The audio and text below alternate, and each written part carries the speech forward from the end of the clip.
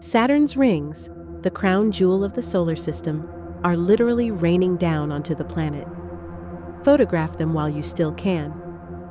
Look at that halo of ice and rock, billions of particles forming brilliant, fragile bands.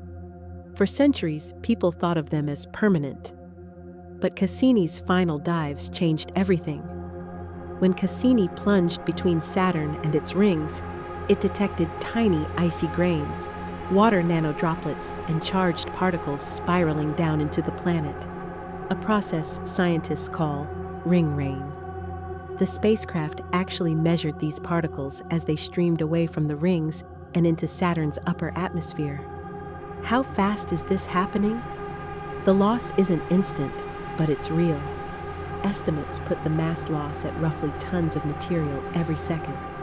That's about a swimming pool of ring ice every half hour. Over geological time, that adds up. Put those numbers together, and many researchers conclude the rings may only survive for tens to a few 100 million years, a blink compared with the solar system's 4.5 billion years.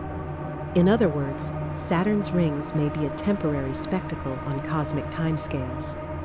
If the rings are short-lived, how did they form? One leading idea: a moon or large icy body was ripped apart by tidal forces or smashed by an impact, creating a fresh debris disk a few 100 million years ago. That explains why the rings look so bright and clean. Relatively young material reflects sunlight brilliantly.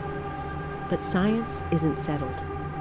Other teams argue that under certain conditions, collisions, vaporization, and recycling processes, rings could persist far longer, maybe even from the solar system's youth.